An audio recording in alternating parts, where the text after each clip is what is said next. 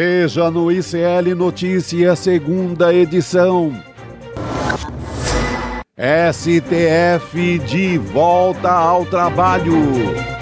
Supremo retoma atividades com expectativa de denúncia da PGR contra Bolsonaro nos próximos dias. E na Câmara, Hugo Mota promete discutir em breve a anistia para golpistas. Trégua na guerra comercial de Trump. Presidente do México, Claudia Sheinbaum, anuncia acordo para suspender taxações dos Estados Unidos por um mês. O Canadá contra-ataca.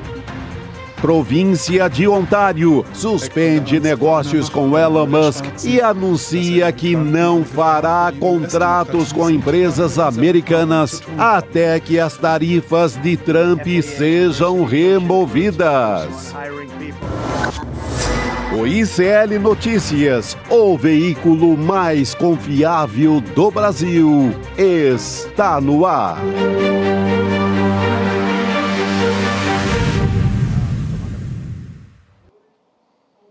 Olá, boa noite, seja bem-vindo e seja bem-vinda ao ICL Notícias, segunda edição desta segunda-feira, dia 3 de fevereiro de 2025.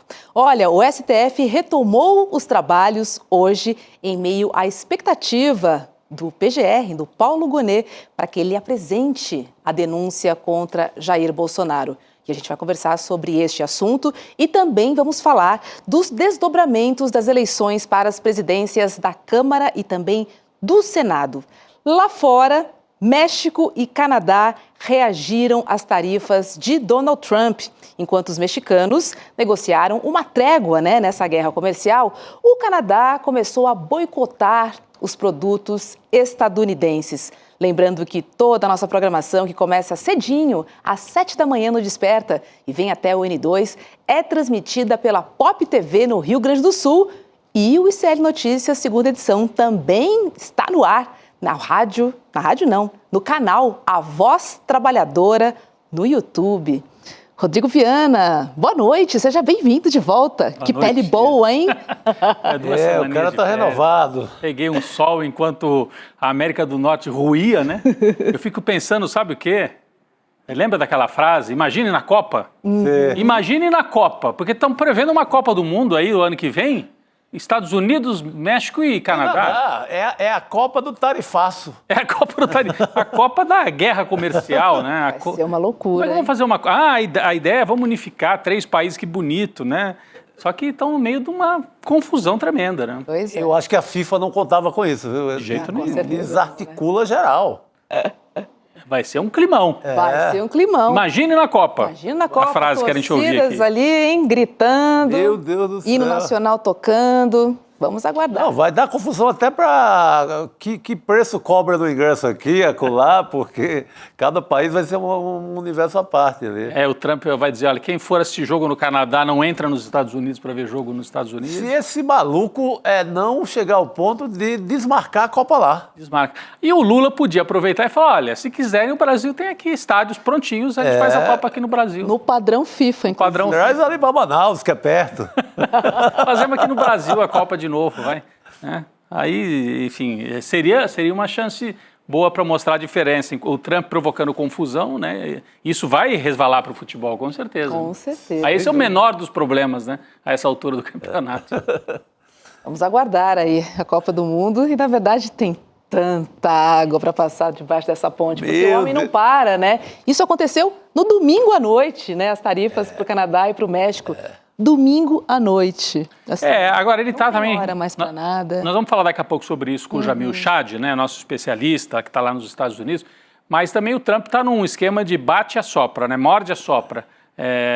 Ameaça, depois retira. Você viu que com a Colômbia ele fez isso, agora com o México já negociou com a presidenta do México, respondeu e prontamente ele suspendeu as tarifas. Ele precisa dar uma resposta rápida para o povo que votou nele, querendo tarifa, querendo proteção da indústria dos Estados Unidos. mas também está disposto faz um gesto e volta atrás, né? E aí com isso ocupa o noticiário o tempo todo também, né, Chico? Ele que manda na tal da narrativa, como a direita diz, né? Todo dia tem que ter uma extravagância. Essa é a pisada, esse é o tom. Todo dia tem uma. E pleno domingo vem tarifaço, vem qualquer coisa, porque é o que vai mantê-lo na história o tempo inteiro. Ocupa espaço, nem que recue, mas é ter uma bomba diária. É verdade. Agora a China ficou quietinha, né? Pelo menos por enquanto. Por enquanto. Não reagiu. Não, a China está assistindo a isso, quer dizer, é um momento de decadência do Império dos Estados Unidos, né? Do Império Americano, como dizia o filme, né? Dos anos 90, decadência do Império Americano. Então, para a China, essa decadência e a guerra que se trava dentro do bloco ocidental, para a China é ótimo.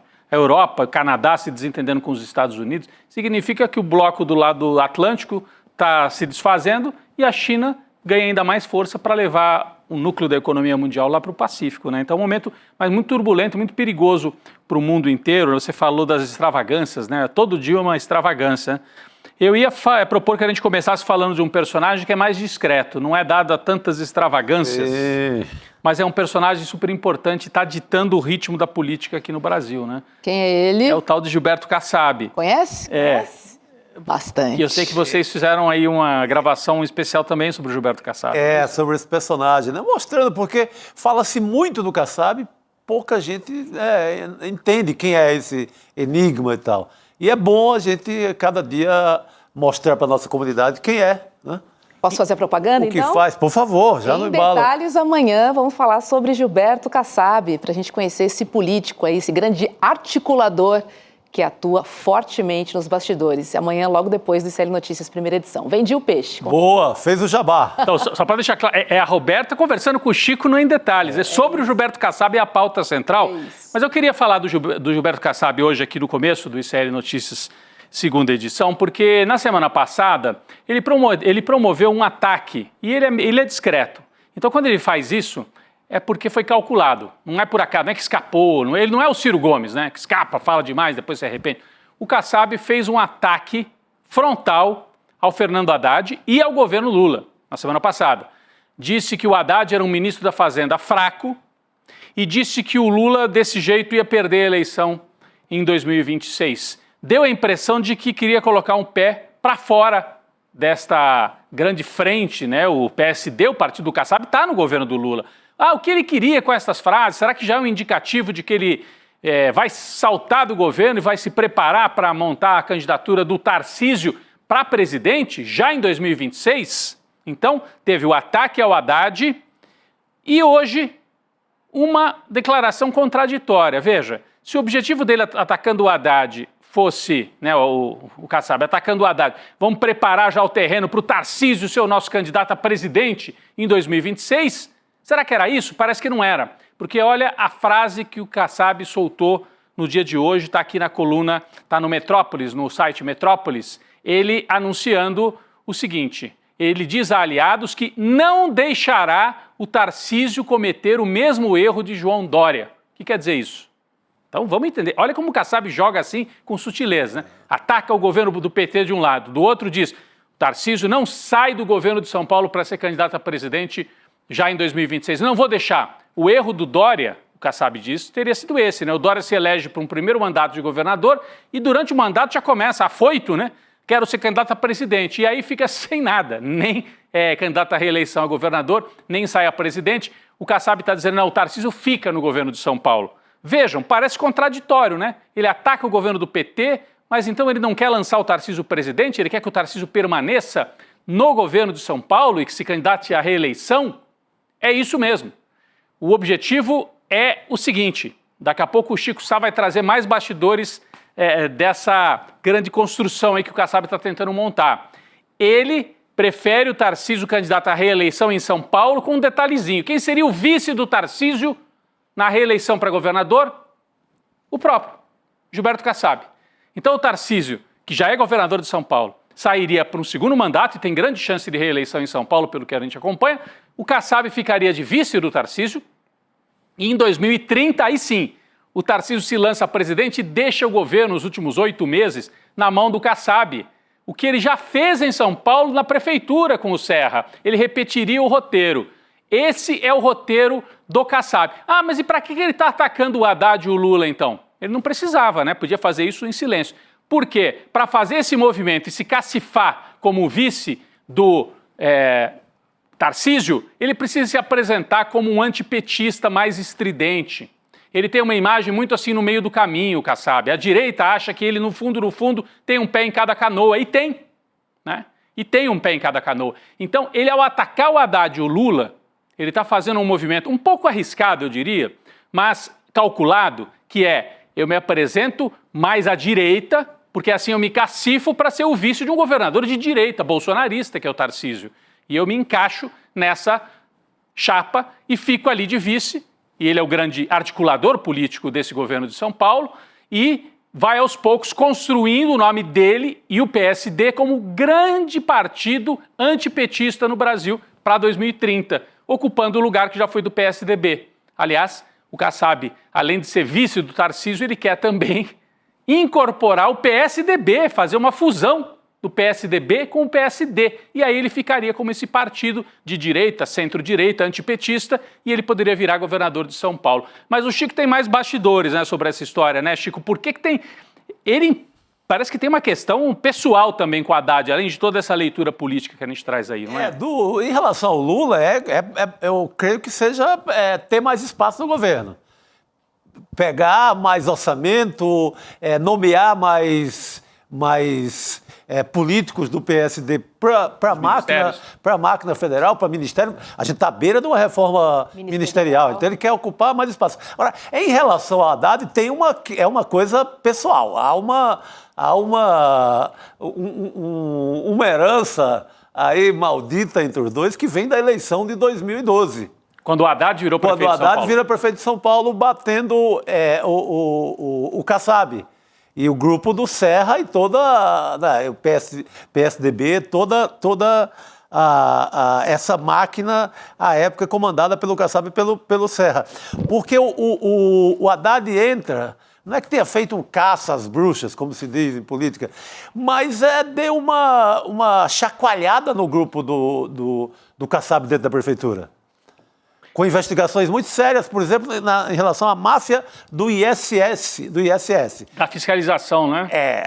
E pegou coisa braba, né? Não pegou o irmão do Rodrigo Garcia? O irmão do Rodrigo Garcia, que era aliadíssimo à época. Depois o Kassab tem umas intrigas também com o Rodrigo Garcia, mas à época eram muito aliados. Desmontou o esquema do Kassab na prefeitura. O irmão do Rodrigo Garcia vai para a cadeia. Era uma rede instalada dentro da prefeitura infinitamente mafiosa, ligada ao imposto sobre serviços, que é a mina de ouro de uma prefeitura. Então, ficou... embora a gente diz assim, o Kassab com mágoa, porque ele é tão animal político, num certo sentido, que ele nem é muito de guardar mágoa ou guardar essas coisas. Mas ficou uma nódoazinha aí do passado dos dois, e ela volta, vez por outra, em algumas frases em relação ao Haddad. E não foi só do ISS, mexeu com muita a questão de obras, muitas obras, como um túnel da Avenida Roberto Marinho, que tinha OAS no meio. Inspeção, tinha uma, né?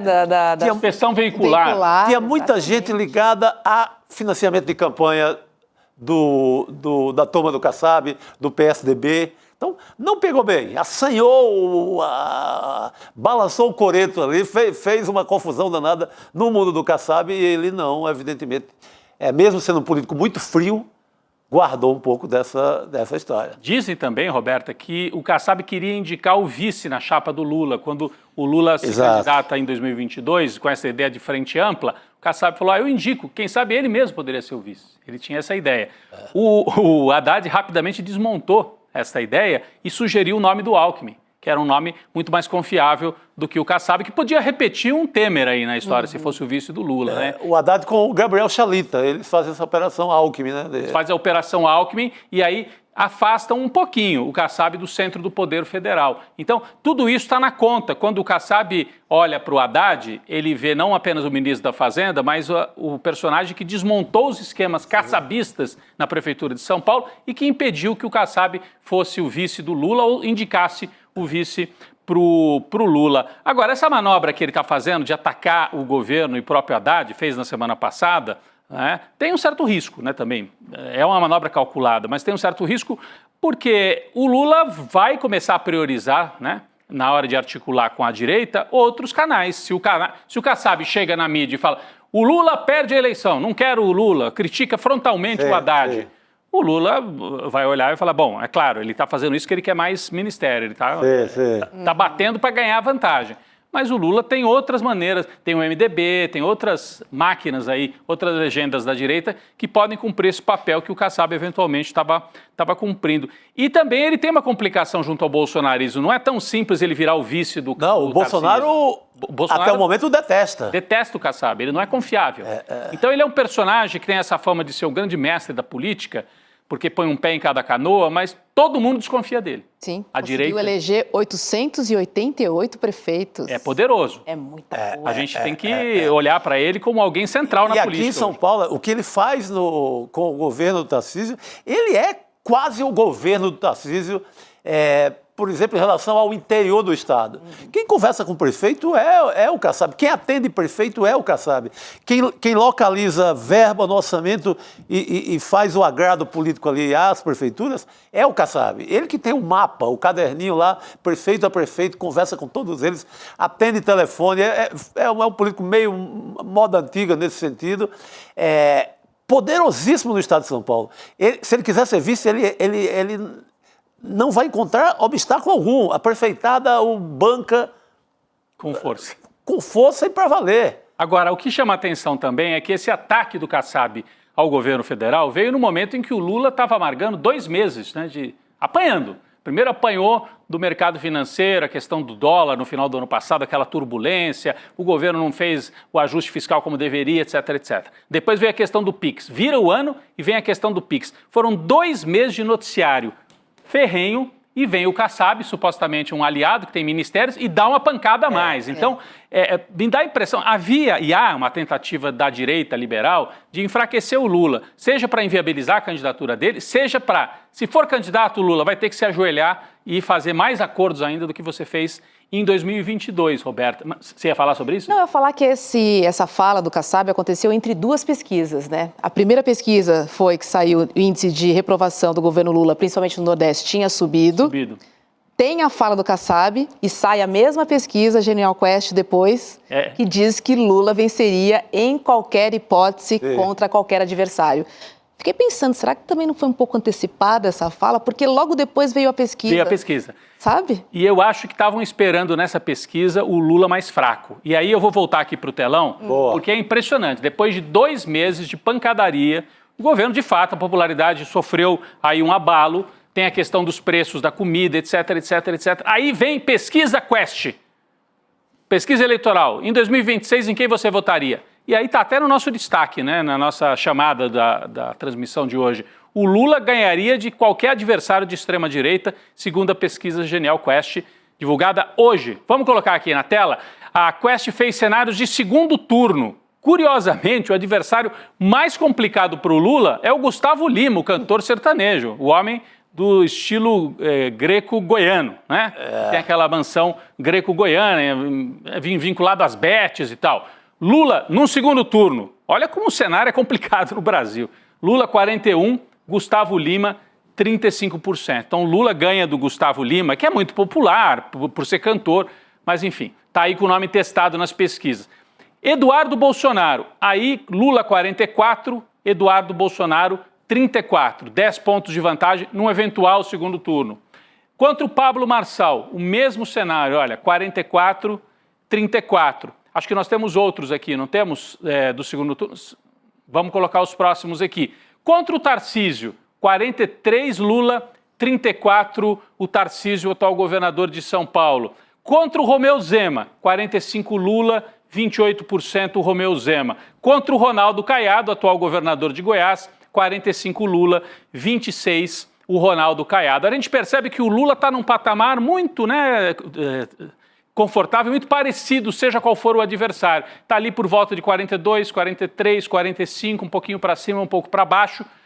Esse é o cenário que favorece o Lula. Você veja que o Tarcísio tomar essa decisão também de ser candidato a presidente, ele corre um risco danado, né? Mesmo com o Lula, com todas as dificuldades, vai enfrentar o Lula na hora do vamos ver, o cenário não é fácil. Ele vai largar uma provável reeleição garantida em São Paulo para uma disputa que ninguém sabe como pode terminar em 2026 e para a qual hoje o Lula é favorito, pelos números que estão aí, né, Chico? E o Tarcísio tem esse rolo dentro do bolsonarismo. Até agora, o Bolsonaro não abre mão. Seria o candidato, seria um dos filhos ou a mulher, até o final da campanha, até ele sentir mesmo que não vai dar para ele. O Tarcísio teria muita dificuldade para ser candidato. Pois é, se ele se lançar agora, Roberta, ele precisa se lançar atropelando o Bolsonaro. Atropelando o Bolsonaro. E aí ele não unifica a extrema-direita. O Tarcísio é um candidato forte porque ele poderia unificar a extrema-direita bolsonarista, de onde ele vem, os liberais, os chamados liberais e a turma do dinheiro, a Faria Lima, o mercado e é parte da grande imprensa de São Paulo e do Rio de Janeiro. Ele unificaria essa turma toda.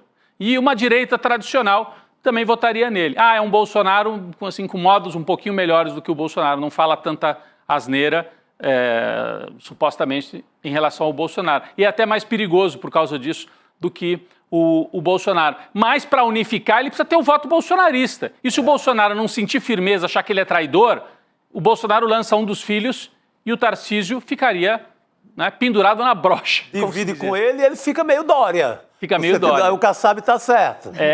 Então o Kassab está certo. Tem um risco grande nessa operação de uma eventual candidatura do Tarcísio de Freitas. Agora, quem é que pode ser candidato? Que não tem também outro caminho. Ronaldo Caiado. Por quê? Já está no segundo mandato lá em Goiás. O Tarcísio pode ser candidato à reeleição. O Caiado não. Já está no segundo mandato.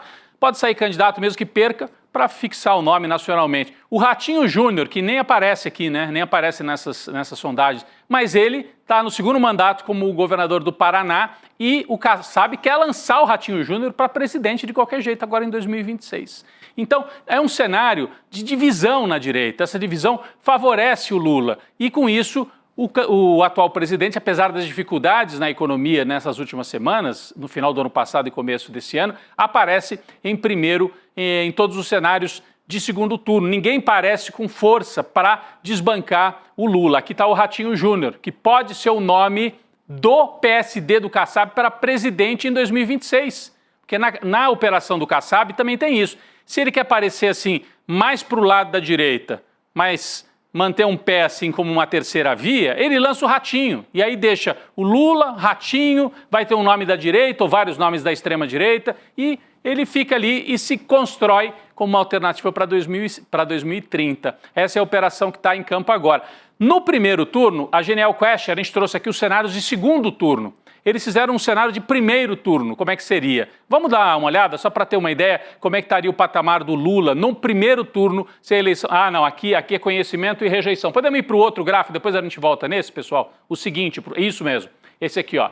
O Lula, num primeiro turno, se tivesse que enfrentar várias candidaturas de direita, olha só, Lula, 30%. Tarcísio, 13%, fica muito atrás. Gustavo Lima, 12%. Pablo Marçal, 11%. Ainda tem o Pablo Marçal, que é um franco atirador total. Então, para dividir mais ainda. Para dividir mais. O Ciro Gomes tem aqui 9%, 10% em outro cenário. Então, o Lula, se o adversário for o Tarcísio, tem 30%. Se o Tarcísio não estiver em campo e tiver outros adversários aqui, vai para 28, 32, 33. Então o Lula, num primeiro turno, sai de um patamar de 30. Parece ser uma espécie de piso daquele voto mais duro, que é lulista até o fim e vai com ele até o fim. E está com ele desde o primeiro turno. Num segundo turno, aí ele pode avançar para um cenário de 42, 45, muito parecido com o que nós vimos em 2022, né, gente? Então está parecido, o cenário está parecido. A diferença é que não tem o nome do Bolsonaro, que unifica. Então, tem uma pulverização na direita e na extrema-direita. E podemos voltar para aquele outro gráfico da Genial Quest, que mostra o conhecimento em relação aos candidatos, rejeição e tal. Reparem que o Lula está com uma rejeição alta, 49% de rejeição. O vermelho é conhece e não votaria, portanto é rejeição, 49%. Conhece e votaria, 47%. É um empate aqui, né? A rejeição do Lula não é baixa, mas repare que o Bolsonaro tem rejeição maior, 53%. O Eduardo Bolsonaro, 55%. Então, eu diria que hoje o bolsonarismo duro, o Jair e Eduardo, tem uma rejeição ligeiramente maior do que o Lula, né? O cenário é parecido, de novo, com 2022. Essa dificuldade. E um candidato de uma direita que não fosse visto tão como bolsonarista puro, como o Tarcísio, sai de um patamar baixo de conhece e votaria, né?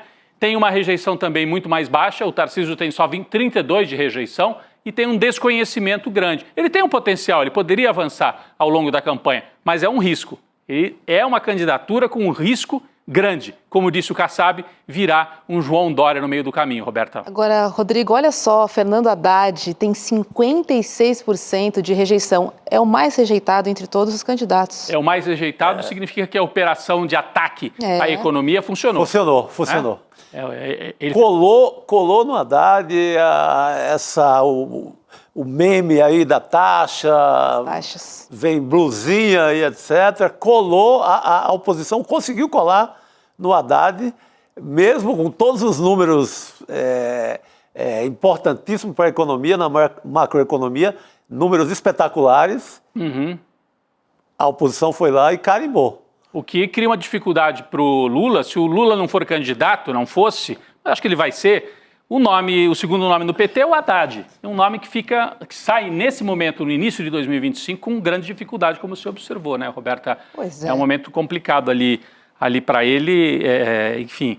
É um momento em que o governo tenta retomar a iniciativa política e de comunicação, né? Nos últimos dias também teve um fato novo aí, né? Essa guerra dos bonezinhos aí aparecendo, né? Pois é, né? Temos o nosso bonezinho azul também. Bonezinho, o Brasil é dos brasileiros, não é isso? Golaço é a guerra dos bonés. Aí é o Sidônio jogando na frente, para a oposição comendo poeira e correndo atrás.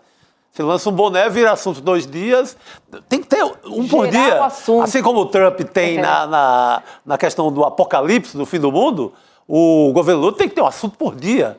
Tem que acordar com o assunto. Não dá para acordar mais tomando café com pão sem manteiga, não. Tem que ter assunto. Tem que azeitar a parada. A gente tem a imagem, os ministros e senadores ligados ao governo, com um bonezinho azul. Eu acho que nós temos a imagem e temos o Alexandre Padilha explicando como é que surgiu a ideia. É o boné azul Brasil para os brasileiros. Vamos ver. Vamos lá. Tô agoniado vendo esses caras usando o boné de outro presidente da República. Bota o boné aí do Brasil, tudo.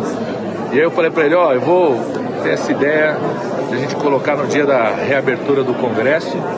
Eu não sou Bolsonaro, eu pedi pro Sidônio falar a frase. Ô Sidônio, pensa uma frase aí, tá certo? Seguindo aqui o nosso novo ministro da Comunicação, que é um craque na comunicação. Então o Brasil do Brasil, isso aqui é orgulho do Brasil.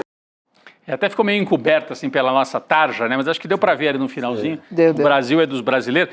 Esse vídeo completo, Roberta e Chico, ele explica, o Padilha, que foi um eleitor, um apoiador dele, da Zona Sul de São Paulo, da periferia, que chegou para ele e falou, ô Padilha, vocês têm que fazer um boné para ser o contra essa história do boné do Trump, porque os brasileiros estão usando o Make America Great Again. Vamos fazer o boné nosso.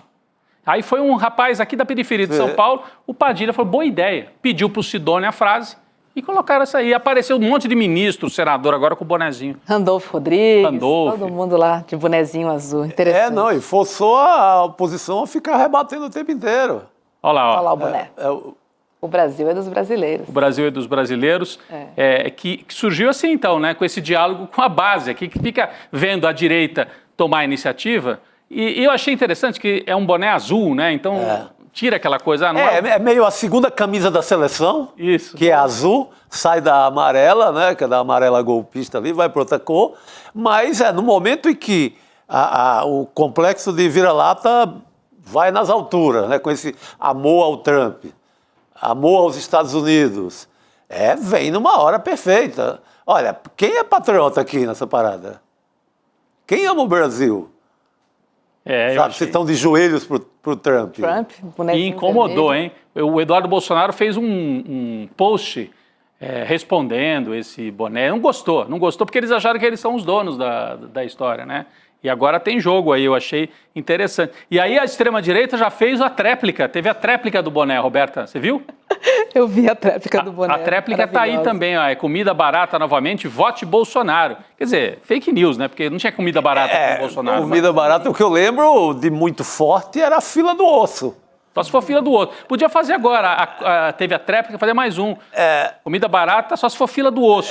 Porque a única coisa que eu vi em relação à alimentação, em relação à comida, em relação a matar a fome no Brasil, a única coisa que eu vi com Paulo Guedes e Jair Bolsonaro foi a fila do osso, em pleno mundo do agronegócio, que foi em Cuiabá. Pois é. Então é isso. Então a guerra dos bonés está estabelecida. Hoje no Congresso, no fim de semana, né, na posse dos novos presidentes da Câmara e do Senado, teve essa guerra dos bonezinhos, mas já antecipando, né? A guerra eleitoral está antecipada, né?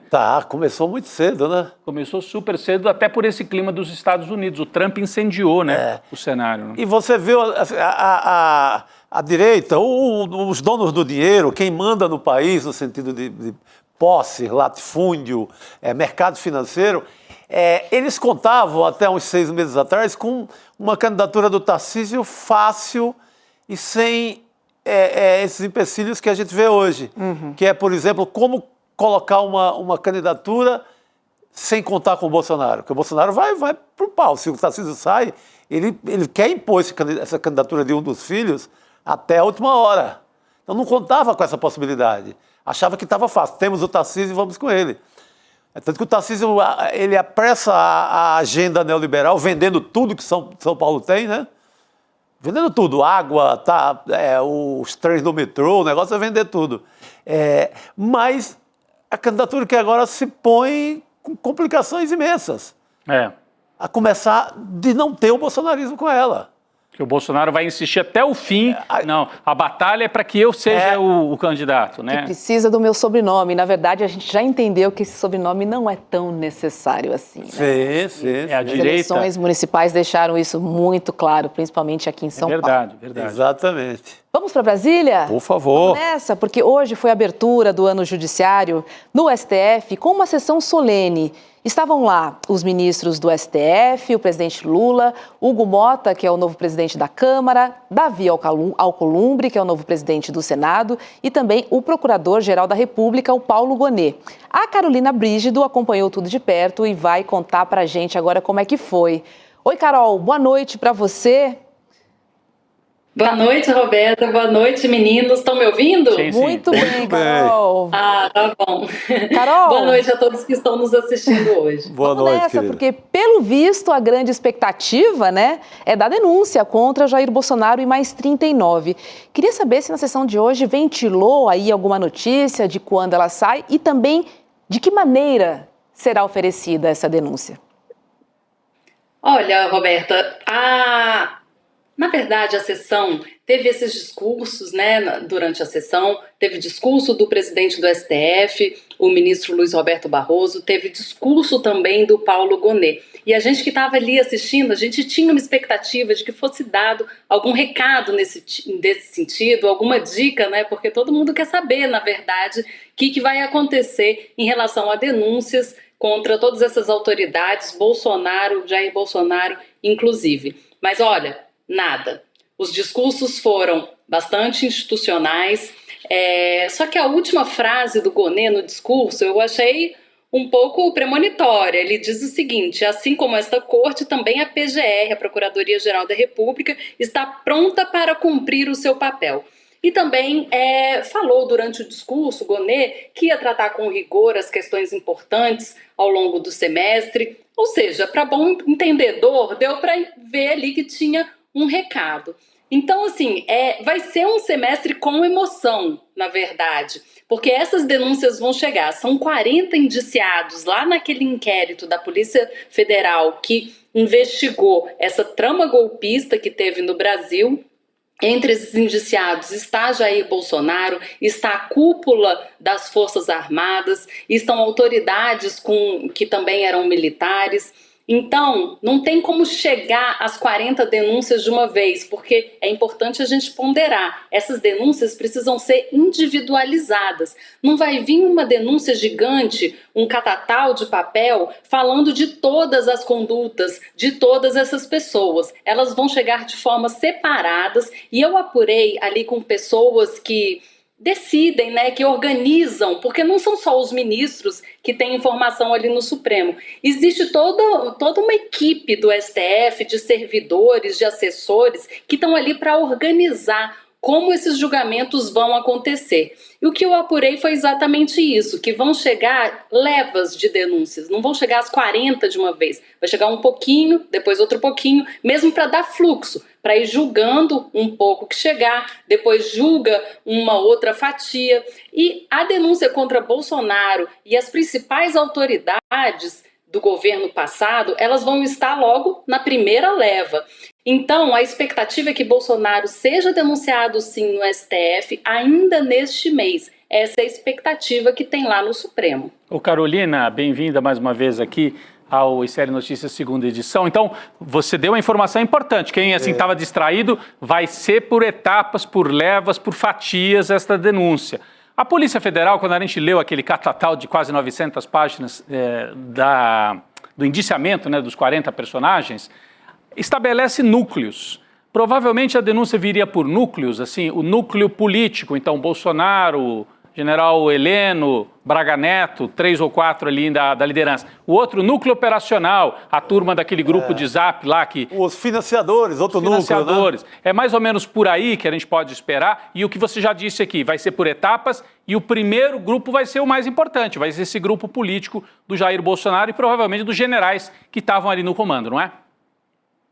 É interessante isso, porque na época do relatório da Polícia Federal foi veiculado, né, que tinham vários núcleos, tinha uma divisão das investigações. Eu tive curiosidade de olhar esse relatório de forma pormenorizada e Bolsonaro não participa de nenhum dos núcleos. É como se fosse assim uma pessoa que está ali na carreira solo, né, na trama golpista. Tem um núcleo que é só dos militares que tiveram apoio para concretizar essa tentativa de golpe, né, essa trama golpista, mas Bolsonaro é como se ele estivesse pairando acima de todos os grupos. Ele é mencionado no relatório, claro, ele é indiciado, mas ele não é classificado em um grupo específico. Então, eu não acredito que a PGR, ela não vai trabalhar exatamente com o organograma que foi feito ali pela Polícia Federal. Mas sim, pode ser um fio para a PGR seguir.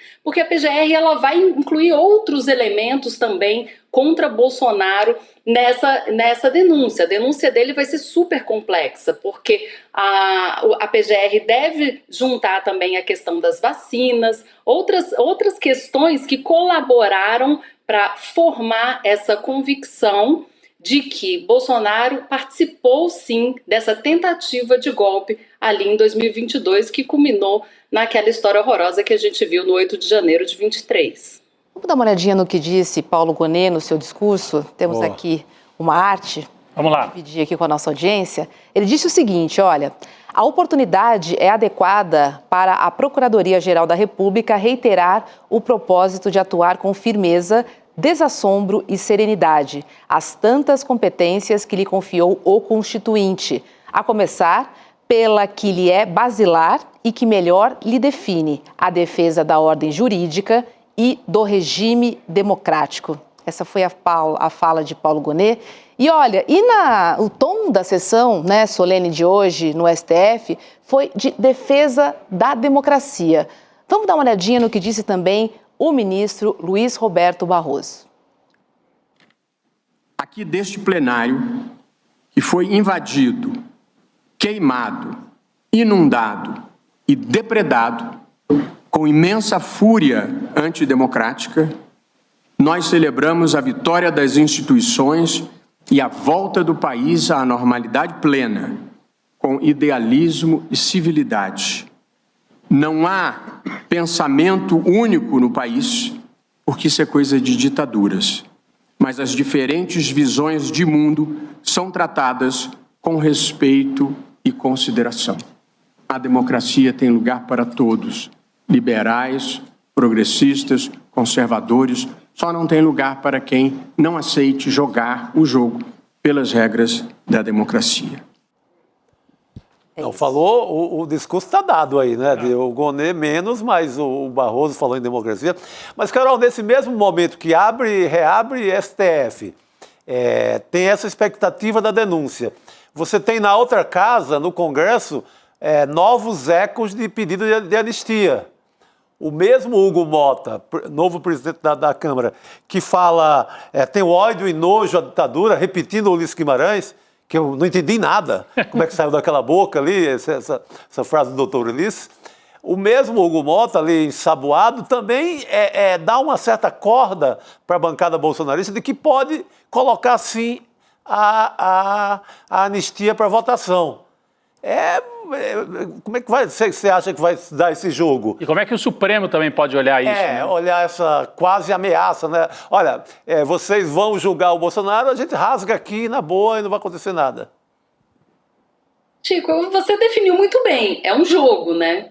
Porque as pessoas no Congresso que querem colocar adiante essa votação em relação à anistia às pessoas que participaram ali da tentativa de golpe de 22, isso é um jogo, é uma forma de tentar ameaçar o judiciário, é uma forma de tentar ameaçar as decisões tomadas pelo Supremo, inclusive, né? Ameaçar a validade delas. Porque se o Supremo vai condenar essas pessoas, e é a tendência que a gente vê no tribunal até agora, aconteceu isso com executores, vai acontecer isso provavelmente com os idealizadores, com financiadores.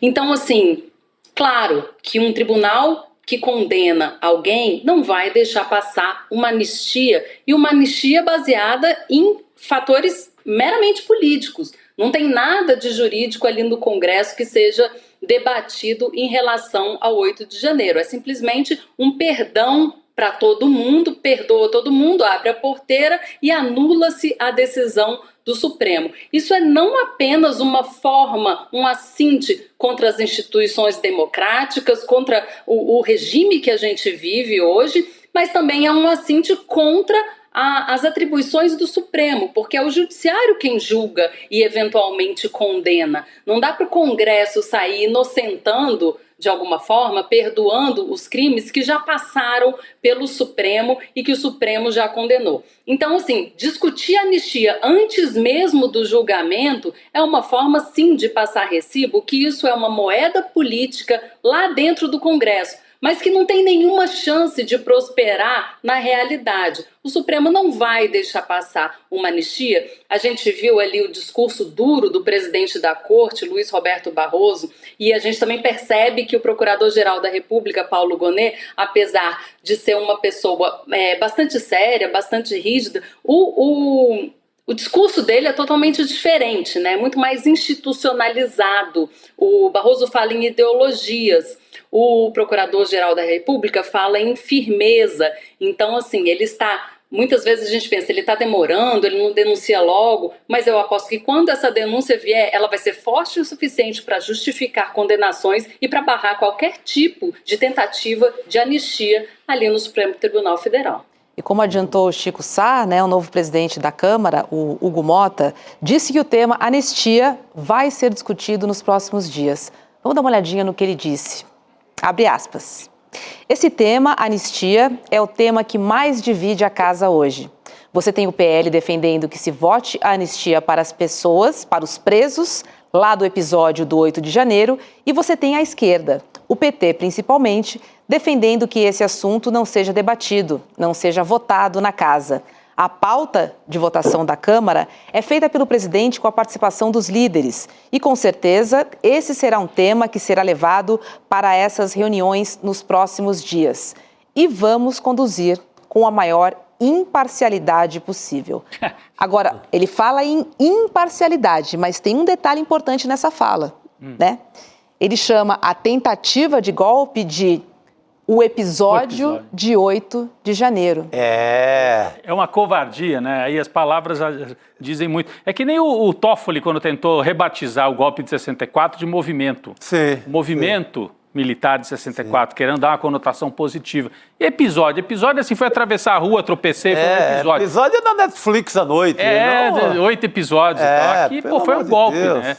Mas é a tentativa dele de ficar de bem com a direita. Mas diz muita coisa. Essa suavizada que ele dá naquela quebradeira, naquele terrorismo golpista, diz muito sobre o novo comandante da Câmara. E contrasta, né, Carolina, com a fala do Barroso, que fez questão de relembrar. Esta casa foi depredada, incendiada, inundada, porque os caras, né, enfim, jogaram as cadeiras dos ministros para o meio da rua, arrebentaram tudo. Alagada. Ele fez questão de relembrar isso. Então não é episódio, como falou o Hugo Mota.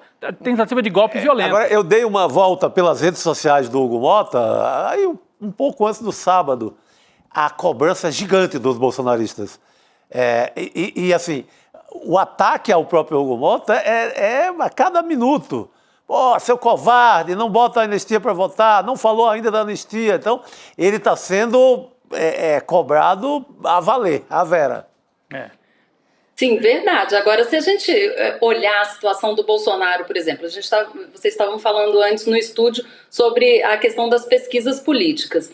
Se a gente olhar esse episódio da anistia agora, do julgamento dos golpistas agora, ainda que tenha uma anistia, essa anistia é no âmbito criminal.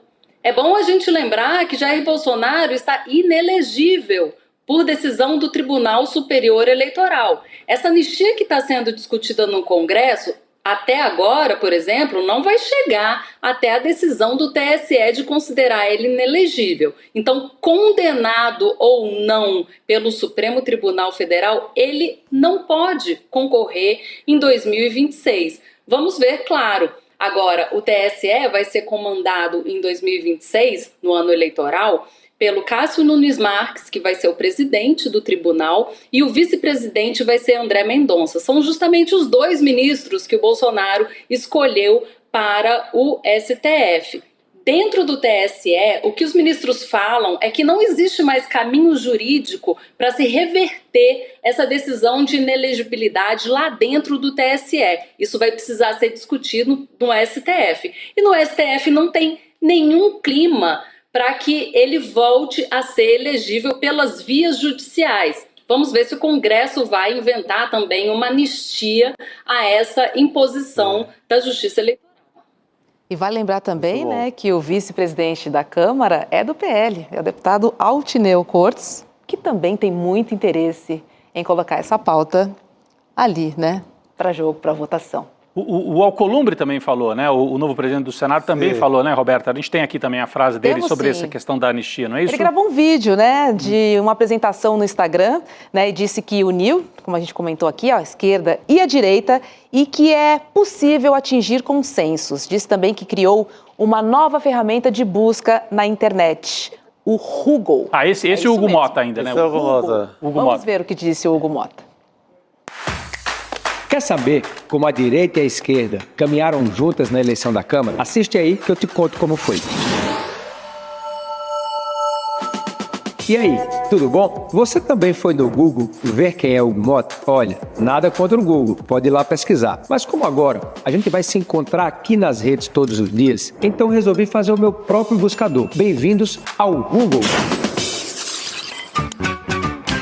Talvez uma coisa só não tenha mudado na minha vida: o meu jeito. Talvez por isso eu tenha conseguido tantos votos para presidir a Câmara. Votos da esquerda, da direita e do centro. Você que vive reclamando que a polarização atrapalha o país, olha aqui para a Câmara. É claro que todo processo tem polêmica, mas polemizar, polarizar, sem paralisar, é possível. Marqueteiro, rapaz. Né? Marqueteiro, rapaz. Esse formato, essa musiquinha de fundo também animada, bem jovial, né? Dá um Google. Ele tem só 35 anos, é um jovem mesmo, de fato, e de direito, né? É um bom produto.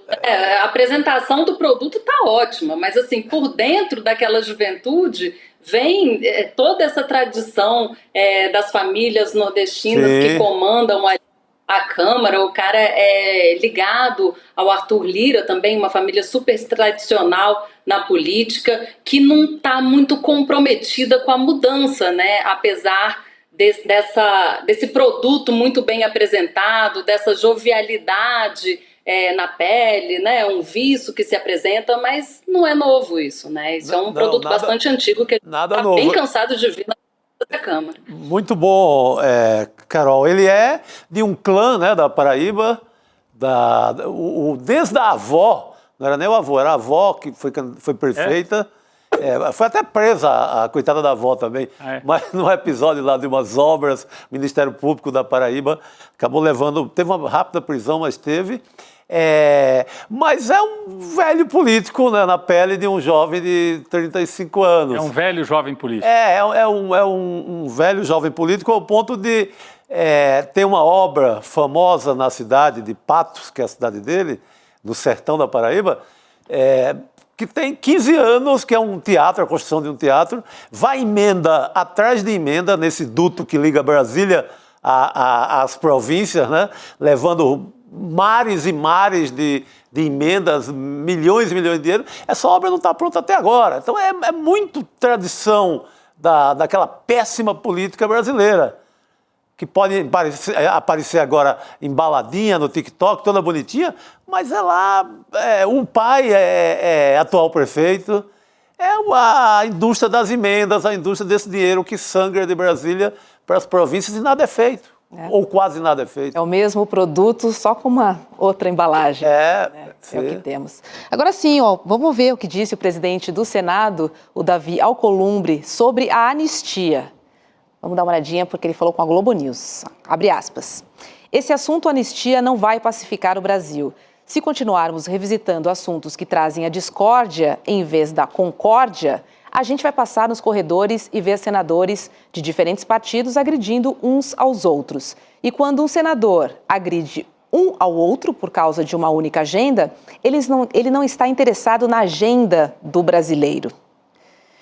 Interessante, né? Quer dizer... O Alcolumbre deu a entender que, assim, pautar a anistia não vai pacificar, ao contrário, vai aumentar o conflito, né? Porque você vai, talvez, explicitar o conflito. Me parece um pouquinho diferente da postura do Hugo Mota. A Carolina pode falar, talvez, melhor sobre isso, apesar do Alcolumbre ter ótimo trânsito com a direita bolsonarista também, né, Carolina? Não deixa de ter um trânsito bom com os bolsonaristas, não é isso?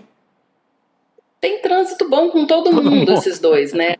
A ideia é negociar com geral. É o que pauta esse tipo de política que é praticada por esses políticos que chegaram agora à presidência da Câmara e à presidência do Senado. Mas esse ponto que o Alcolumbre toca é muito importante, porque ali dentro do Congresso, esse assunto está muito longe de ser pacificado, né? Esse assunto sobre a anistia. Então vai aumentar o conflito interno e mais, vai aumentar o conflito com o Supremo Tribunal Federal, do Congresso com o STF. Será que é interessante agora provocar essa briga? Tem que ver quais os elementos que vão ser colocados agora. Tem um elemento ali que é bastante beligerante, que é um julgamento que o Supremo Tribunal Federal está se preparando para retomar, que é aquele marco civil da internet. É um julgamento que, na prática, vai regular a atividade das plataformas, dos sites, das redes sociais no Brasil. Então, isso, de alguma forma, passa por cima do que o Congresso acredita que seja atribuição exclusiva dele. Então, já vai ter essa bomba do Congresso, do Supremo em direção ao Congresso. Isso pode, sim, fazer com que o Congresso detone algo contra o Supremo e essa anistia seria bem teria esse serviço, né? Teria esse propósito. O problema é o seguinte... É um problema até lógico. Como que você discute o perdão de alguém que ainda não foi julgado?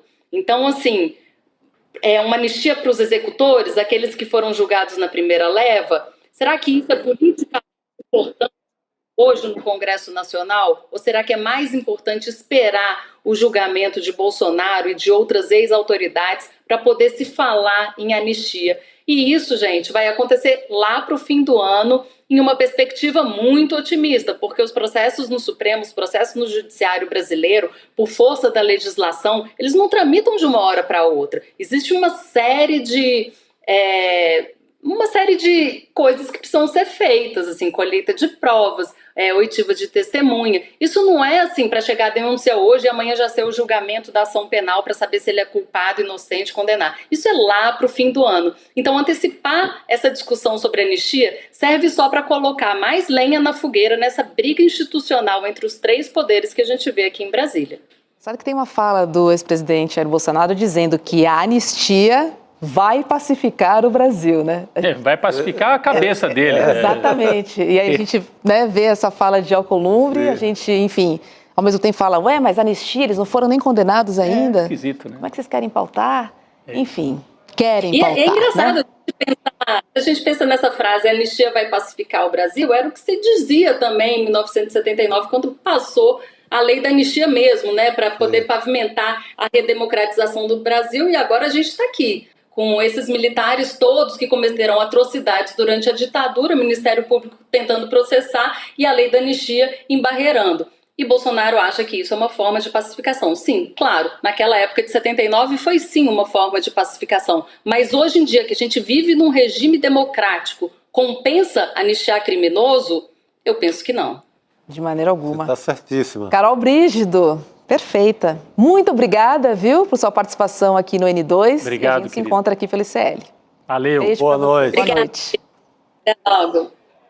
E antes da gente seguir com o ICL segunda edição, eu quero lembrar você que hoje tem Chico Pinheiro entrevista logo depois do ICL segunda edição, às 7h30 da noite. E hoje o Chico Pinheiro entrevista a escritora, roteirista e apresentadora, que também é colunista. Estou falando da Tati Bernardi.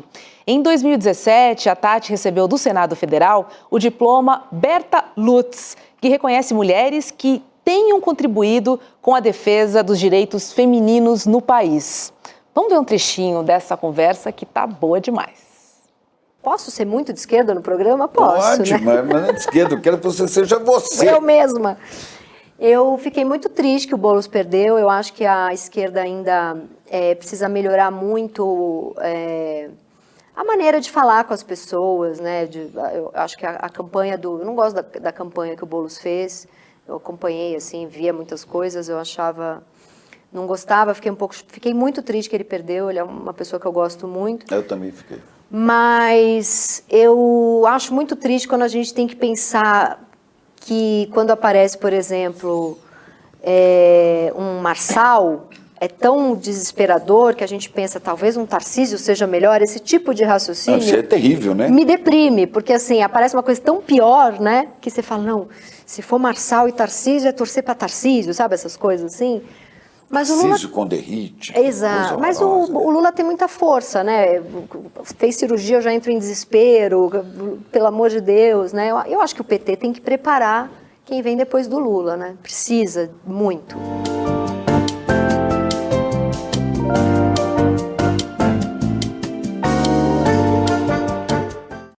Bom recorte, né, que a turma escolheu aí da entrevista. Muito bom. Né? E falando Lula tem muita força. A gente acabou de mostrar aqui na pesquisa, né? O Lula ganhando de todos ali na extrema-direita, mas um cenário muito difícil de qualquer maneira para o país, né? É verdade. E olha, para você não perder o horário dessa conversa e também saber antecipadamente os próximos convidados, você pode participar do grupo de WhatsApp do programa do Chico. Então é só acessar icl.com.br/Chico. E você vai estar conectado aí e saber antecipadamente os convidados do programa. Lembrando que Chico Pinheiro Entrevista é logo depois do segunda edição, às 7h30 da noite. Tá bom? Vamos para o noticiário internacional, gente? Quentíssimo, né? Porque o presidente Trump recuou, né? E as taxações dos Estados Unidos, né, que ele pretendia fazer sobre o México, foram suspensas por um mês. As conversas entre os dois países levaram a um acordo momentâneo. E esse é um assunto para Jamil Chad, que conversa com a gente diretamente de Nova York. Oi, Jamil. Boa noite para você. Seja muito bem-vindo. Já vou emendar, tá? A presidenta mexicana conversou com Donald Trump e os dois chegaram a um acordo para interromper a aplicação das taxas, né, das tarifas entre os dois países, mas isso só por um mês. Meus queridos, Roberta, muito boa tarde para vocês todos aí. Olha, não é só o México, acabou de sair a notícia de que o Canadá também fechou o acordo com os Estados Unidos. Ou seja, aquele prazo da meia-noite de hoje, quando entrariam em vigor as tarifas de 25% sobre todos os produtos canadenses, todos os produtos mexicanos, e o Canadá já prometendo, inclusive, retaliação, isso tudo está suspenso por um mês. Tanto com o México, como você citou, como com o Canadá. A notícia saiu agora, acaba de ser anunciada pelo governo canadense. O governo Trump ainda não falou nada, mas ela segue na mesma direção do acordo com o México. Qual é o acordo? Vamos lá tentar colocar isso aqui eu diria, num pacote de informações. O primeiro deles, tanto México como Canadá concordam em colocar tropas na fronteira, reforçar o número de tropas na fronteira, com adicionais, basicamente, tanto no sul, né, na fronteira do México com os Estados Unidos, como com os Estados Unidos com o Canadá. 10 mil homens extras na fronteira sul e 10 mil homens extras na fronteira norte, ou seja, 20 mil soldados extras nas duas fronteiras. Segundo Donald Trump, isso é por conta da entrada de drogas no país, nessas duas fronteiras, e também por conta de migração. Não é só isso, os dois países, Canadá e México, fizeram uma série de compromissos, basicamente, com Donald Trump sobre a luta contra cartéis de droga. No caso do Canadá, por exemplo, isso não acontece no México, mas eu acabei de ver a notícia anunciada pelo próprio Justin Trudeau nas redes sociais. Ele também segue a linha de Donald Trump de classificar os cartéis, as organizações criminosas, como grupos terroristas, aquilo que Donald Trump já tinha feito na semana passada. Então, o acordo está feito, é um acordo que vai durar pelo menos um mês, isso pelo menos é o que o Justin Trudeau acabou de anunciar, e durante este mês o que haverá é uma negociação entre México, Canadá e Estados Unidos para se evitar, claro, uma guerra comercial. Donald Trump também anunciou um pouco mais cedo agora que ele também vai conversar com a China para também evitar as tarifas. Ou seja, vamos resumir aqui, a guerra comercial ela não acontece, as tarifas não vão entrar em vigor a partir de terça-feira, a partir de amanhã, isso tudo está suspenso por um mês, mas fica muito claro que Donald Trump vai usar justamente do bullying e da chantagem como armas diplomáticas para, obviamente, fazer com que os seus parceiros, inclusive grandes aliados, como o Canadá, modifiquem ou atendam às suas demandas. Essa é, obviamente, Jamil, uma nova forma de fazer diplomacia. Jamil, a gente pode entender isso como, de certa maneira, uma vitória inicial para o Trump, porque para o público interno eu acho que ele sai vitorioso, né? Veja, ele ameaça baixar tarifas, o México e o Canadá estrilam, aí fala, não, vamos conversar, e aí chega a um acordo para aumentar, supostamente, a fiscalização nas fronteiras, ele vai dizer, tá vendo? Eu estou evitando que entre os bandidos aqui nos Estados Unidos. A tese dele prevalece, né? A tese dele prevalece, na base do bullying, como você disse, né? Então, na base da pancada, ele consegue impor, e se impor internamente, eu não sei, daqui a pouco vamos fazer pesquisa sobre isso, mas como é que você avalia isso nesse momento? Ele faz o ataque, os países reagem e depois chega-se a um acordo. Olha, ele já fez isso com a Colômbia, ele já fez isso agora com o México e com o Canadá. Vamos ver como vai ser com a China, que obviamente é uma negociação diferente. Ele faz isso permanentemente com o Panamá e também com a Dinamarca em relação à Groenlândia e, no caso, o Canal do Panamá. Então fica muito claro que essa é a estratégia dele, né? Que não é a de, bom, vamos falar de tarifas, vamos falar de imigração com o Departamento de Imigração, tarifas com o Departamento Comercial, não. Há uma grande mistura, basicamente, de todos esses elementos numa chantagem claríssima, aproveitando-se, sim, da sua posição de poder. Porque, afinal de contas, estamos, sim, falando da maior economia do mundo, ainda sem dúvida nenhuma, um enorme potencial para chantagear. Então é isso que ele faz. Agora, Rodrigo, só para dar um passo aqui atrás, para a gente colocar isso em perspectiva. Tudo isso que ele fez é ilegal nas regras do comércio. Tudo isso, você não pode. Eu me lembro, infelizmente esses cabelos brancos não são não são pintados, né? Não é a neve, obrigado, não é a neve nem reflexo. Eu me lembro nos anos 90, no final dos anos 90, quando o governo democrata americano sugeriu vincular leis trabalhistas com comércio, ou leis ambientais com comércio. E foi uma gritaria, inclusive com vários países, inclusive o nosso, dizendo isso é ilegal, você não pode vincular outros assuntos a comércio. Você não pode dizer, eu vou elevar a sua tarifa de a minha tarifa de importação contra o seu produto porque você ganhou de mim na Copa do Mundo, ou porque você não lida com... Sabe, você não pode fazer esses cruzamentos, basicamente, de temas. Ele faz de forma impune, porque, claro, a OMC, a Organização Mundial do Comércio, está absolutamente paralisada há anos, ele pode fazer tudo isso e, claro, acaba obrigando os seus parceiros a seguir a sua linha. E, Jamil, a ideia do Trump de anexar o Canadá, ele voltou a falar sobre isso no final de semana. Foi suspensa também essa ideia? Essa ideia. Morreu? Absurda. Pelo menos por enquanto? Excelente pergunta, excelente pergunta. Olha, o fato é o seguinte, e é verdade que isso é parte desse bullying, parte dessa chantagem. Você imagina alguém, vamos dizer assim, não muito simpático ao poder no Ocidente, dizendo que vai anexar um outro país?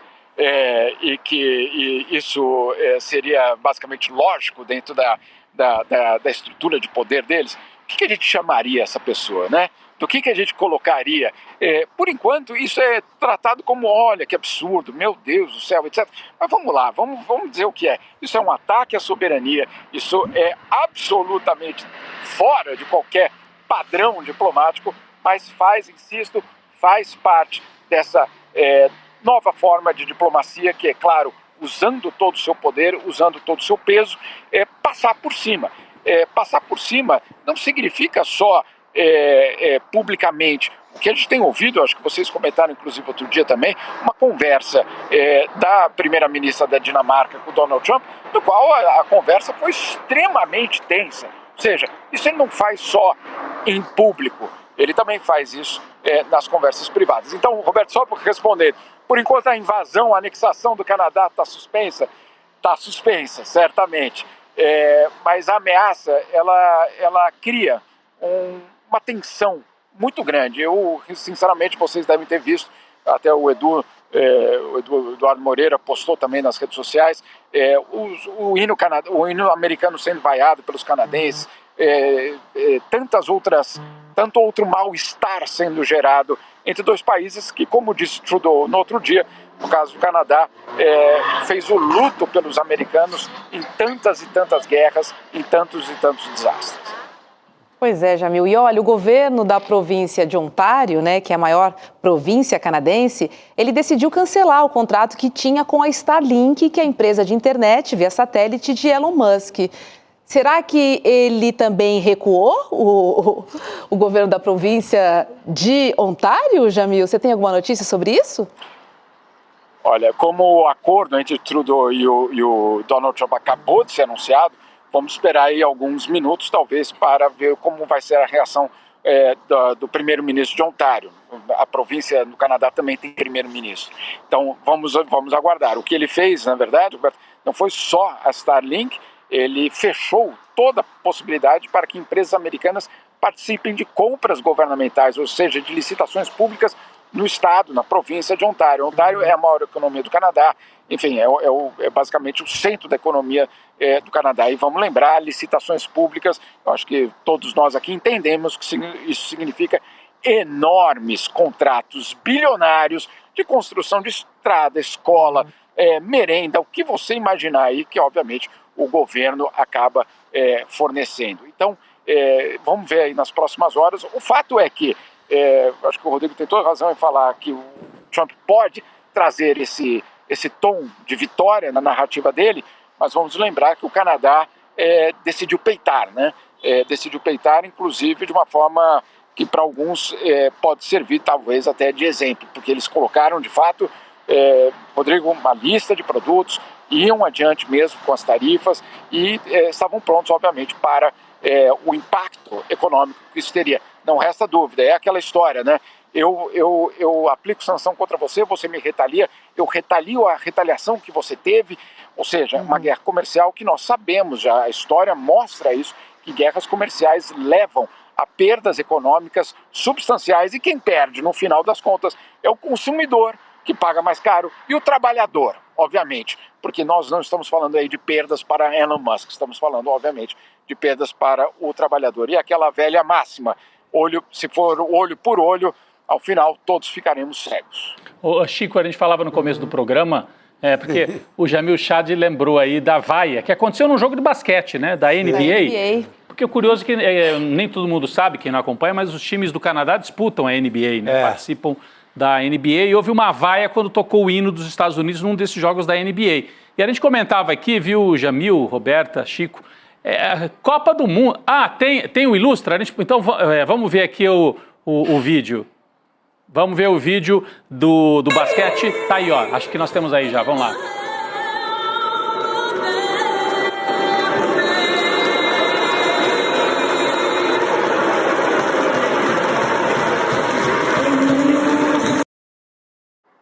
Ah, tá aí. É isso, né? É totalmente inédito isso, né, na história. Uma vaia de verdade, não foi? Uma vaia forte. Não foi qualquer coisa.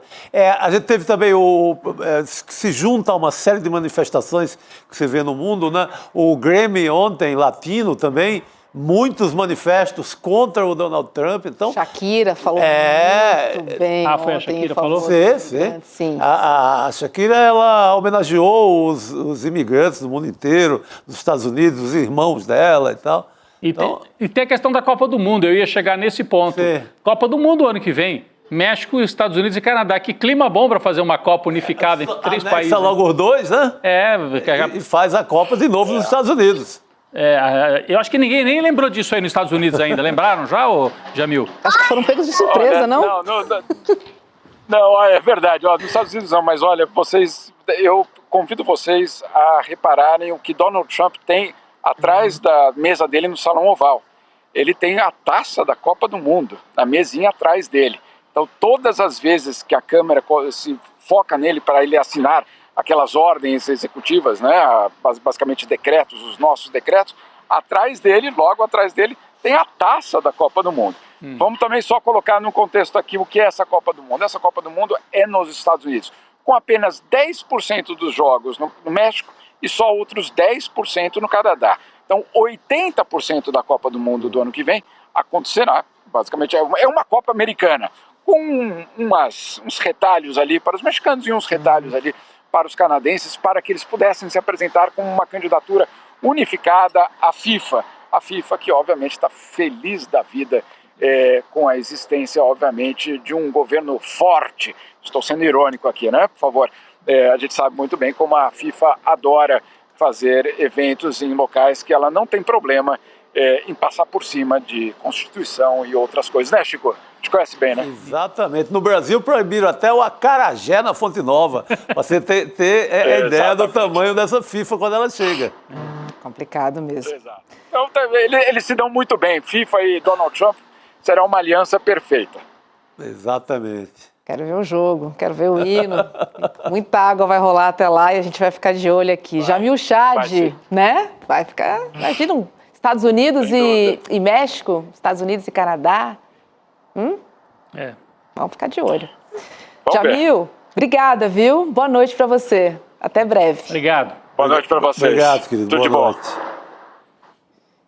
E aí tem aquela coisa, né? Futebol e política não se misturam. É claro que se Cabe, mistura né? o tempo Não todo. cabe, Não, nesse caso vai ser... Futebol, nem NBA, nem NFL, nada. Vai ser tudo junto e misturado. Exatamente. Vamos chamar agora o Cacai, o advogado Antônio Carlos de Almeida Castro, para participar do programa com a gente. Cacai, tá por aí? Boa noite. Opa! Olá! Tudo bem, queridos? Tudo bom, Cacai? Que bom você de volta aqui com a gente. Que alegria, Janeiro fugido um pouco aí, mas estou tentando voltar. Estou voltando aos pouquinhos, estou quase chegando. Você faz bem. Cacai, hoje foi dia de abertura, né, do ano judiciário e a grande expectativa é a denúncia da PGR contra Bolsonaro e mais 39 pela tentativa de golpe de Estado. E aí, com a denúncia, né, sendo apresentada, o que acontece depois? Como é que o STF vai trabalhar? Como é que ele entra nessa história? Olha, essa é a pergunta mais importante que existe, né? Porque, na realidade, eu costumo dizer, e tenho escrito muito sobre isso, que nesse momento pré-processual, o Procurador-Geral da República tem mais poder do que o Supremo Tribunal Federal. Ele é mais poderoso do que os 11 ministros do Supremo Tribunal juntos. Basta ver que durante a pandemia os crimes ocorreram à larga, como foi demonstrado pela CPI da pandemia, e o doutor Aras simplesmente não denunciou o Bolsonaro e processo nenhum aconteceu. Quer dizer, no sistema acusatório brasileiro, a coisa mais importante agora é exatamente esse poder que eu chamo de poder imperial, que está nas mãos do Procurador-Geral da República. Por que eu acho, tenho a convicção de que vai sair uma denúncia? Porque o doutor Paulo Gonet, ele pediu a prisão do general 4 estrelas, que é um general poderoso, há muito pouco tempo atrás. Então, evidentemente, se você chega a pedir a prisão de um general que tem a força que tem o Braga Neto, é porque o esquema está formado. Porque eu teria uma insegurança se nós não tivéssemos tido essa prisão. Eu até na época escrevi um artigo chamado A Prisão que Liberta. Porque essa prisão é a prova, no meu ponto de vista, eu sou advogado criminal, estou falando como advogado, a prova quase evidente, vou dizer que é óbvio, mas que sairá uma denúncia. O que é a denúncia? Você faz uma pergunta muito interessante, especialmente para quem não tem formação jurídica. A denúncia é a peça formal do Ministério Público, que é apresentada ao Supremo Tribunal Federal pelo Dr. Paulo Gonet, e se recebida, e será recebida, porque já foram condenadas 330 pessoas pelo mesmo crime, dá início à ação penal. Então, esse momento que nós estamos vivendo agora é o mais tenso e importante. Porque se o doutor Paulo Gonet, assim como a época da pandemia, o doutor Aras não fez absolutamente nada contra o então presidente Bolsonaro, se o doutor Paulo Gonet não apresentar a denúncia, acabou. Aí é aquela, sabe aquela, eu gosto de futebol, né? Sabe aquela história assim, acabou, porque não tem nada o que fazer.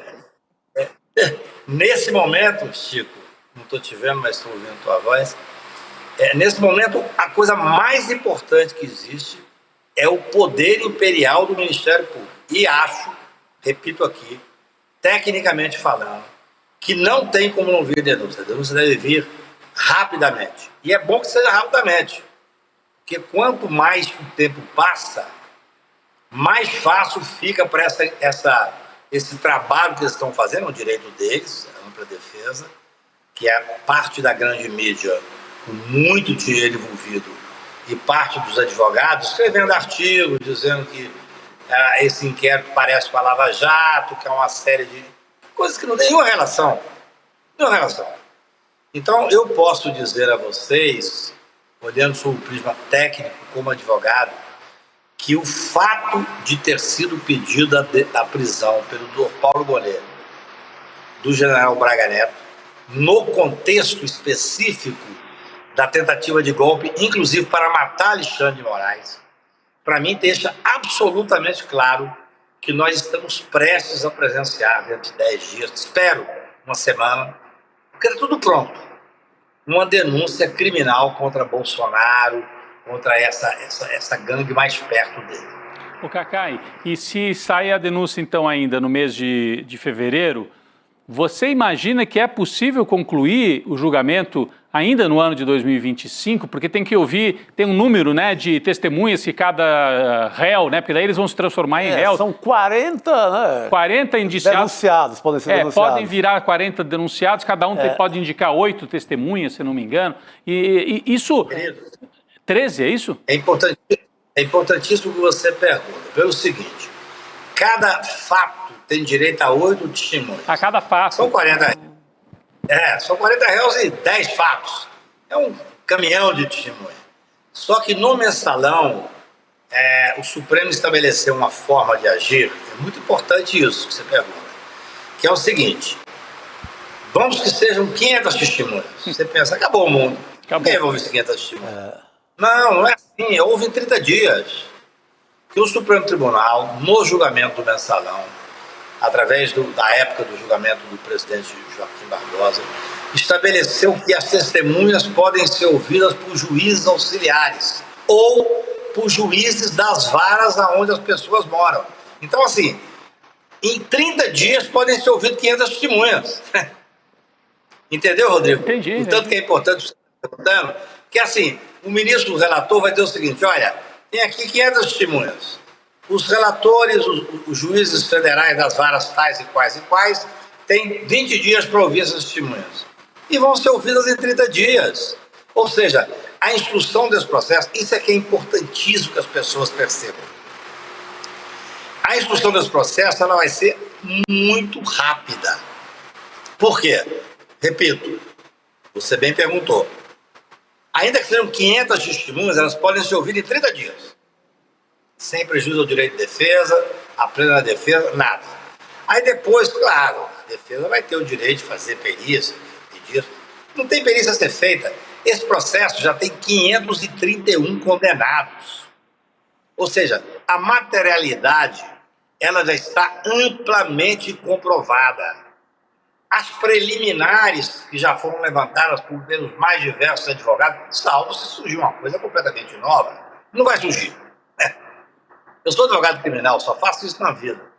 Ou seja, a materialidade está comprovada, as perícias, não existe perícia a ser feita nesse caso, está tudo lá posto, já foi julgado já. As preliminares já foram decididas, a competência já está decidida pelo Supremo Tribunal Federal. O que vai agora é ter que comprovar a autoria. O doutor Bolsonaro tinha alguma coisa a ver com essa história ou ele estava brincando? Entendeu? A doutora Michele, quem seja, o general Braga Neto, ou seja, gente, esse processo poderá estar julgado. Inclusive o ministro Luiz Roberto Barroso fez uma manifestação correta, técnica, há mais ou menos uns 20 dias, que em havendo denúncia, ele dará prioridade nesse julgamento. Prioridade significa o seguinte, vamos julgar. Sabe quanto tempo demora para julgar esse caso? Sinceramente, com a experiência que eu tenho no Supremo Tribunal Federal, eu sou advogado no Supremo, não parece não, eu tenho 40 anos de advocacia. Quer dizer, se você colocar esse processo para julgar no Supremo, ele pode ser julgado até setembro, agosto. Então esse ano ainda, não. Chico, esse ano ainda deve sair. Seguramente. Acho que até o Natal sai esse julgamento. Muito antes até.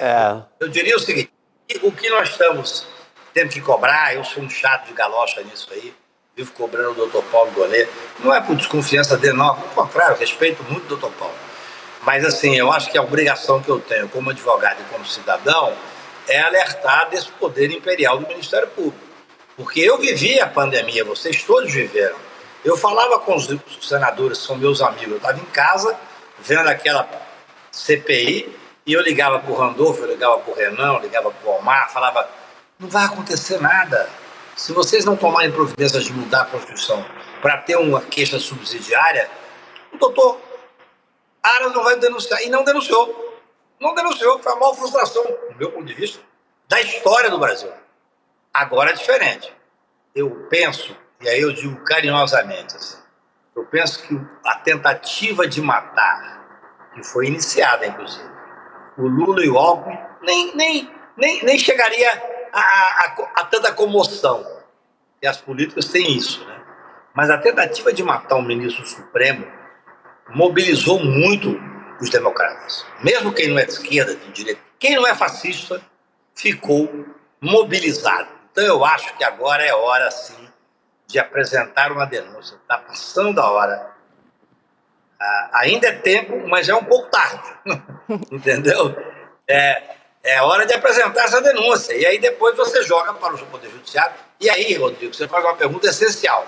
Como é que funciona isso? Tem 500 testemunhas? 40 dias ouve todo mundo. Tem prova técnica? Que eu saiba, não tem. Que eu saiba, pode ser que surja alguma coisa diferente. Depois é o quê? 15 dias para alegações finais de lá e de cá e julgamento. Julgamento, não tem saída. Esse julgamento pode se dar em junho. Sim. E é bom que se dê, porque o país tem que parar de viver em torno desse mesmo assunto. É julgar essas pessoas e condená-las. Cacai, curiosidade, e se o Congresso aprovar a anistia paralelamente ao que estiver acontecendo no STF, em caso de denúncia, né, apresentada pelo PGR? O que acontece? Boa. Querida, essa é uma discussão que eu espero que não ocorra. Por quê? Porque qualquer anistia será submetida ao Supremo Tribunal Federal. Qualquer. Há um controle de constitucionalidade. O que nós temos que imaginar é que seria uma afronta ao sistema constitucional, à democracia, você imaginar um Congresso fazer uma afronta a um processo que está em plena vigência e está acontecendo. Por isso é que essa denúncia tem que vir logo, essa instrução tem que ser rápida, para que o Supremo Tribunal diga o seguinte, eles são responsáveis ou não são responsáveis?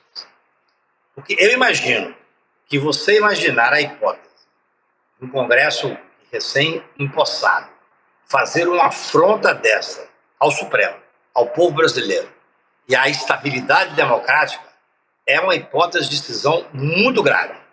Muito grave. Eu conversei com várias pessoas do Congresso Nacional que não acreditam que isso vai ocorrer.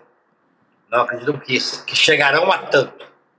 De qualquer maneira, o Supremo Tribunal, evidentemente, terá que ser chamado. Será uma ofensa enorme à estabilidade democrática, especialmente no momento em que... Você imagina, se não tiver a denúncia, seria ridículo falar em anistia com alguém que não é sequer processado. É uma coisa contraditória. Sim. Mas em haver a denúncia e estando no meio do julgamento, é uma afronta ao Supremo Tribunal Federal. A provocação. Então, assim, a situação toda é complicada. Nada é simples. Mas eu que advoguei já para 4 presidentes da República, para 90 governadores, para vários senadores, eu sei que a discussão interna é muito grande, né? A direita cresce muito e cresce de uma forma assustadora no mundo inteiro. Só que as pessoas confundem, com todo respeito, ser humano com ser germano. Na verdade, as pessoas acham que tem alguma relevância o Trump ter ganhado lá com a situação do Bolsonaro aqui. Não tem nenhuma relevância, é zero. O Bolsonaro não existe para o Trump, não existe para os Estados Unidos.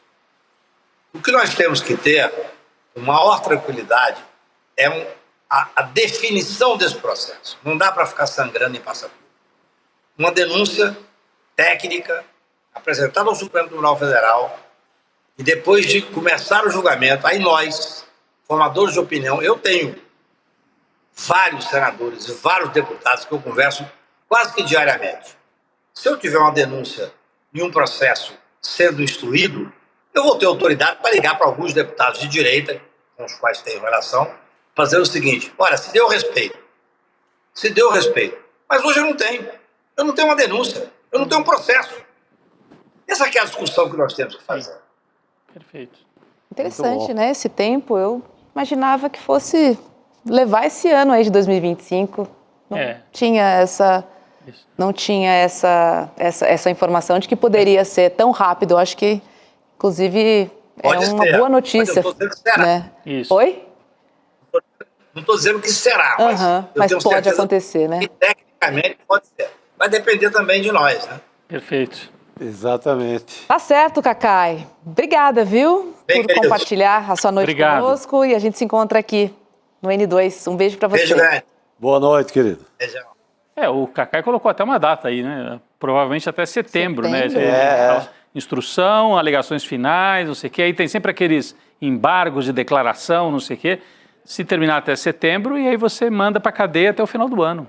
Aquele personagem que nós esperamos que vá. E, eu pelo menos tinha esquecido, o Braga Neto continua preso, né? O Braga Neto continua preso. Nesse momento, segunda-feira, dia 3 de fevereiro, o general está preso. E como o Cacai lembrou, é uma prisão que foi referendada pelo Procurador-Geral da República. Sim. O que só mostra que outras podem acontecer com a mesma anuência do PGR. É isso. Deixa eu trazer um recado, porque eu vou voltar a falar, sabe do quê? Do mapa da mina, gente. O Edu Moreira entregou uma super aula na quinta-feira, explicando de um jeito bem simples, né, numa linguagem fácil, como dá para você assumir o controle da sua vida financeira e tomar decisões importantes com segurança. A boa notícia é que o replay dessa super aula continua valendo, está liberado, mas é por tempo limitado. Então, quem não conseguiu assistir, ou até mesmo quem quer indicar para algum amigo e familiares, a chance é agora. Mais de 150 mil pessoas acompanharam a aula. Então, o mapa da mina é importante para você. E se é importante para você, compartilhe. Não perca essa oportunidade. Acesse cln2.com.br e garanta a sua vaga para ficar bem informado e saber como proteger o seu bolso em 2025. Essa informação é importante demais. Essa sim. Né? Isso mesmo. Tá certo, meninos. Vamos nessa? Opa! 7h30 da noite. Obrigada, Rodrigo. Bem-vindo de volta. Chico Sá. Obrigado, querida. Lembrando que amanhã tem Em Detalhes, né? Em Detalhes, estamos lá juntos, de tentando Kassab. decifrar essa figura chamada Gilberto Kassab. Amanhã, então, às 10h30 da manhã, converso com o Chico sobre esse grande articulador aí da política brasileira. E agora, 7h30, Chico Pinheiro. Agora tem Chico Pinheiro. Agora, na Saia sequência. daí, Tati Bernardi. Com Tati Bernardi, tá bom? Então, fique com Chico Pinheiro e a gente se encontra aqui no ICL. Amanhã eu tô no N1, logo cedinho. Beijo, comunidade. Até amanhã. Até mais. Uau, que evento foi o Mapa da Mina 2025. Dezenas de milhares de pessoas, eu sempre penso, né? É o equivalente a vários estádios de futebol completamente lotados, aprendendo de uma maneira super simples, super fácil o que está acontecendo nos mercados, o que está acontecendo na economia do Brasil e do mundo. E aprendendo também como elas podem navegar, seja com seus investimentos ou com seus negócios, nesses momentos de incerteza, nesses momentos de turbulência. Foi maravilhoso e os comentários não param de chegar. Era um evento que não teria replay, mas muita gente está pedindo para assistir de novo, para fazer mais anotações, né? Porque tem muitas informações, muitos gráficos, muitas tabelas que elas queriam ter anotado e também para chamar amigos e amigas para assistir. Se você quer aproveitar essa chance, a gente liberou o replay do Mapa da Mina por um período bem curto, mas dá para assistir ainda. E no final, as condições super especiais que a gente ofereceu para as pessoas para fazerem parte do nosso grupo, que é acompanhado diariamente nessa questão de finanças e investimentos, a gente vai permitir que você que assiste o replay tenha acesso às mesmas condições também. Se você quiser, é claro. Assiste o replay e tenha uma caminhada muito mais segura nesse mundo das finanças e dos investimentos. Boa aula!